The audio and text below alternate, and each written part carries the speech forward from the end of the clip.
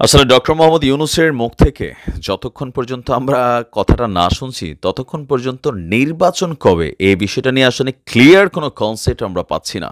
Breaking news হচ্ছে, গতকালকে আমাদের বাংলাদেশ সেনাবাহিনীর যিনি প্রধান আছেন, সেনাপ্রধান জেনারেল ওয়াকারুজ্জামান, তিনি আন্তর্জাতিক গণমাধ্যম রয়টার্সকে দেওয়া, দেশীয় গণমাধ্যমের সাক্ষাৎকার না এটা, রয়টার্সকে দেওয়া একটা সাক্ষাৎকারে তিনি বলছিলেন যে 18 মাসের মাথায় সম্ভবত নির্বাচন হতে যাচ্ছে। মানে বাংলাদেশ সেনাবাহিনী অন্তর্বর্তীকালীন সরকারকে 18 মাসের মাথায় নির্বাচন করার জন্য বা পরিবেশ তৈরি করে দেওয়ার জন্য আইনি যে সহযোগিতাটা দরকার সেটা করবে, আর এটা চাপও দেবে।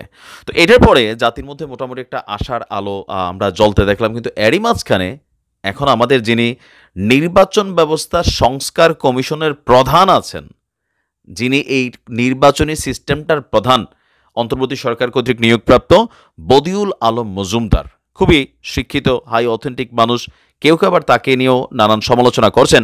তো তিনি আপনার গতকালকে আমাদের সেনাবাহিনীর প্রধানের বক্তব্যের পরে তিনি আর একটা বক্তব্য দিয়েছেন। তার বক্তব্যটা বাংলাদেশের প্রথম সারির গণমাধ্যম প্রথম আলো তারা হেডলাইন করেছে, নির্বাচন কবে তা সরকার এবং রাজনৈতিক দলের আলোচনায় নির্ধারিত হবে। ইভেন এটার জন্য তিনি আসলে সময় চেয়েছেন এবং একটা লম্বা প্রসেসিংয়ে যাবে এমনটাই বোঝা যাচ্ছে। দেশে কতদিনের নির্বাচনে হবে, কতদিন পর, এক প্রশ্নের জবাবে নির্বাচন ব্যবস্থা সংস্কার কমিশনের প্রধান তিনি বলছেন, সরকার এবং রাজনৈতিক দলের মধ্যে আলাপ আলোচনার মধ্যে দিয়েই এটা নির্ধারিত হবে। তো তিনি বলছেন যে এক সাংবাদিকের প্রশ্ন ছিল, ১.৫ বছরের মধ্যে সংস্কার করে অন্তর্বর্তী সরকার নির্বাচন দেবে বলে বার্তা সংস্থা রয়টার্সকে বলেছে সেনাপ্রধান। এই সময়ের মধ্যে সংস্কার করে নির্বাচন কি করা সম্ভব, যেহেতু আপনি নির্বাচন সিস্টেমটার এই মুহূর্তে প্রধান? জবাবে বদিউল আলম মজুমদার বলছেন, এটা আমার জানার কথা নয়।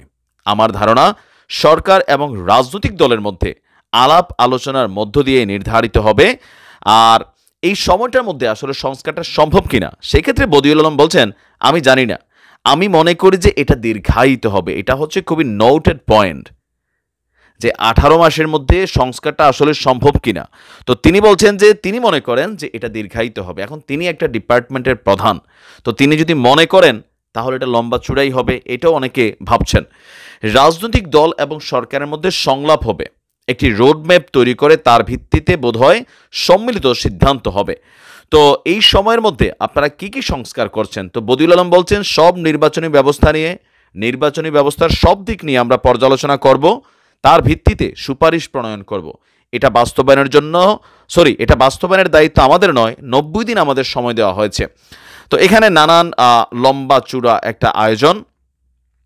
এখন যতটুকু বোঝা যাচ্ছে, কেউ কেউ বলছেন এই যে সরকার, অন্তর্বর্তী সরকার, তারা যারা এখানে নিয়োগপ্রাপ্ত হয়েছেন বেসিক্যালি রাজনীতির মাঝে পলিটিক্সের জায়গাগুলোতে তারা খুব বেশি পরিপক্ক না। তারা বেশিরভাগই এনজিও পরিচালনা করেছেন বা বিভিন্ন জায়গা থেকে আসছেন, যেখানে আসলে রাজনীতির যে খেলাটা বা প্রশাসনিক যে খেলাটা সেই জায়গাটাতে তারা খুবই গুরুত্বপূর্ণ ভূমিকা যেই জায়গাগুলোতে বসেছেন সেইখানে যতটা ইফোর্ট দেওয়া দরকার ছিল ততটা তারা দিতে পারছেন না। আবার কেউ কেউ মনে করছেন যে এই গতিতে আগাচ্ছে এটাই ফাইন, কিন্তু রাজনৈতিক দলগুলো তারা মনে করছেন যে গতির একটু স্পিড থাকা দরকার।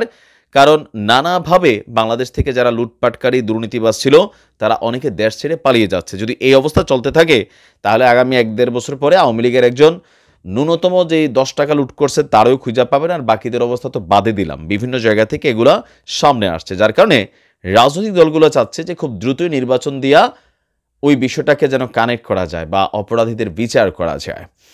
এখন আসলে আদৌ নির্বাচন কবে, সেনাপ্রধানের বক্তব্য, আমাদের নির্বাচন কমিশনের প্রধানের বক্তব্য একটু মতপার্থক্য আছে দেখছি আমরা।